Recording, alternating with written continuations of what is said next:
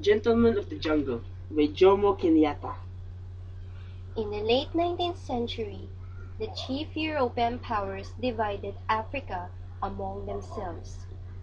They could do this because European arms were superior and because the African chiefs did not understand the meaning of the treaties they were asked to sign.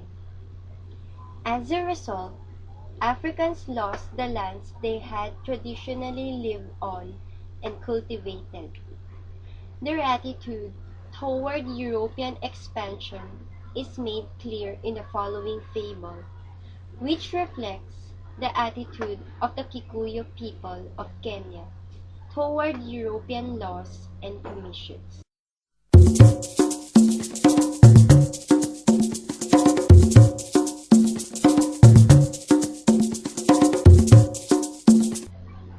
Once upon a time, an elephant made a friendship with a man. One day, a heavy thunderstorm broke out. The elephant went to his friend, who had a little hut at the edge of the forest, and said to him,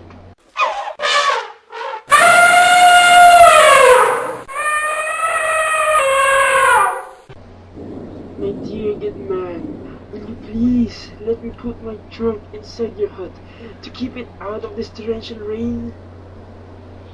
The man, seeing what situation his friend was in, replied, My dear good elephant, my hut is very small, and there is room for your trunk inside.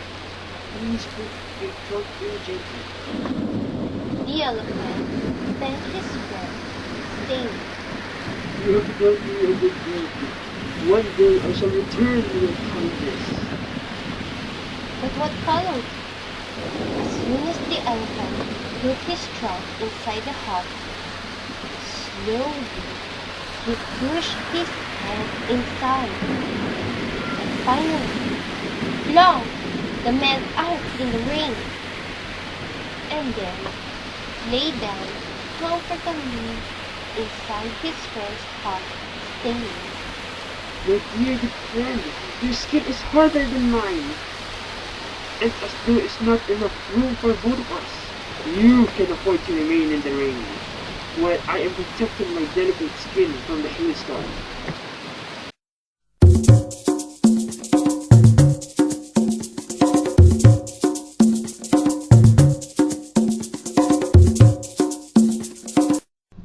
The man, seeing what his friend had done to him, on hearing this, started to grumble. The elephant, who was one of the high ministers in the jungle in the nearby forest, replied, heard the noise, and came to see what was the matter.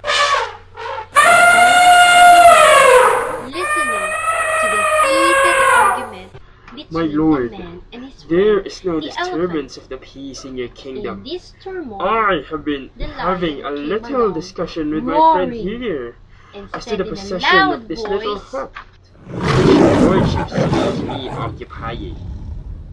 "The Don't you all lion, know that who I am wanted the to king have of the peace jungle? and How tranquility dare anyone in his disturb the kingdom," peace of my replied kingdom? in a noble On voice, hearing this, saying, the elephant, I who command was my one of the ministers high to ministers appoint in the a jungle commission of kingdom, inquiry to go replied thoroughly in a into this matter soothing and report voice, accordingly. said, he then turned to the man.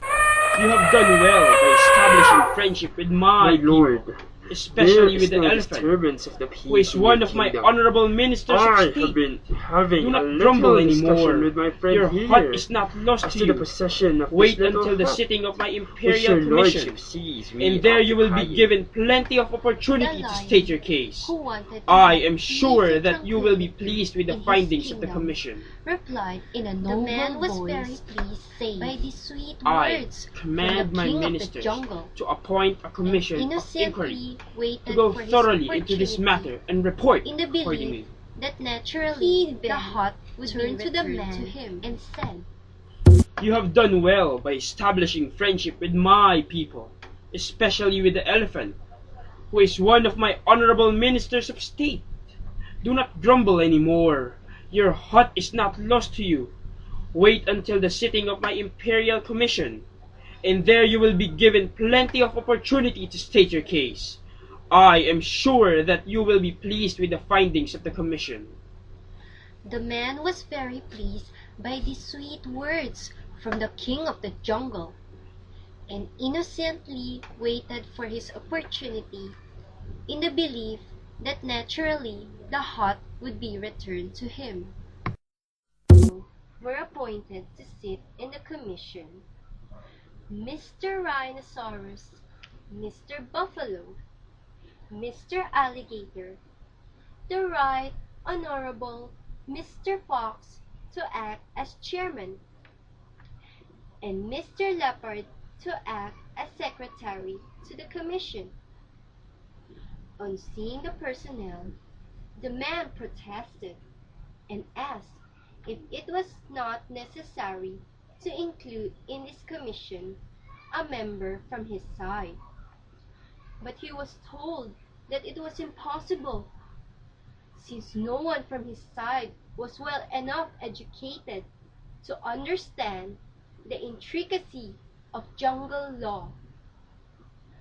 Further, that there was nothing to fear, for the members of the commission were all men of repute for their impartiality in justice, and as they were gentlemen chosen by God to look after the interests of race less adequately endowed with teeth and claws, he might rest assured that they would investigate the matter with the greatest care and report impartially.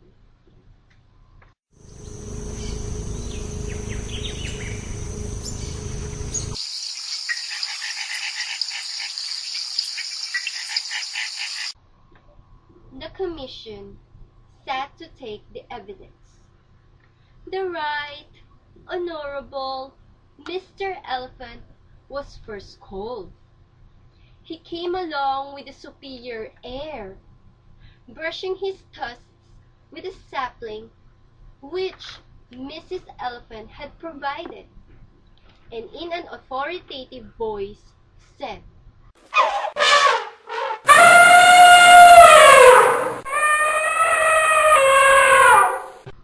"Gentlemen of the jungle, there is no need for me to waste your valuable time in relating a story, which I am sure you all know. I have always regarded it as my duty to protect the interest of my friends, and this appears to have caused the misunderstanding between myself and my friend here. He invited me to save his hut from being blown away by a hurricane. As the hurricane had gained access, owing to the unoccupied space in the hut, I considered it necessary, in my friend's own interest, to turn the undeveloped space to a more economic use, by sitting in it myself, a duty which any of you would undoubtedly have performed with equal readiness in similar circumstances." after hearing the Right Honorable Mr. Elephant's conclusive evidence, the commission called Mr. Hyena and other elders of the jungle. All, all supported what Mr. Elephant had said. They then called the man, who began to give his own account of the dispute. But the commission cut him short, saying, "My good man, please confine yourself to relevant issues. We have already heard the circumstances from various and biased sources. All we wish you to tell us is whether the undeveloped space in your hut was occupied by anyone else before Mr. Elephant assumed his position." the man began to say. "No, but But at this point, the commission declared that they had heard sufficient evidence from both sides, and retired to consider their decision. after enjoying a delicious meal at the expense of the Right Honorable Mr. Elephant, they reached the verdict, called the man, and declared as follows. In our opinion, this dispute has arisen from a regrettable misunderstanding due to the backwardness of your ideas. We consider that Mr. Elephant has fulfilled his sacred duty of protecting your interests, as it is clear for your good that the space should be put to its economic use, and as you yourself had not yet reached the stage of expansion which would enable you to fill it, we considered it necessary to arrange a compromise to suit both parties. Mr. Elephant shall continue his occupation of your hut, but we give you permission to look for a site where you can build another hut more suited to your needs, and we will see that you are well protected. The man, having no alternative, and fearing that his refusal might expose him to the teeth and claws of members of the commission, did as they suggested. But no sooner had he built another hut than Mr. Rhinoceros charged in with his horn lowered and ordered the man to quit. A royal commission was again appointed to look into the matter, and the same finding was given. This procedure was repeated until Mr. Buffalo, Mr. Leopard, Mr. Hyena, and the rest were all accommodated with new huts.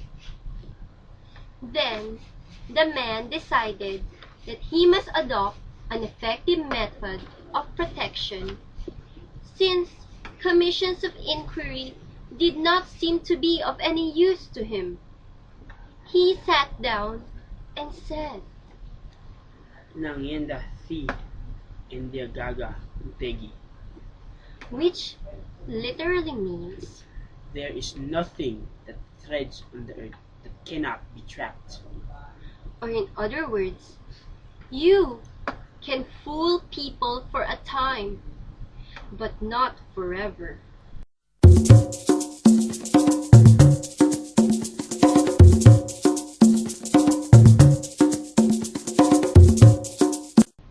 Early one morning, when the huts, already occupied by the jungle lords, were all beginning to decay and fall to pieces, he went out and built a bigger and better hut a little distance away.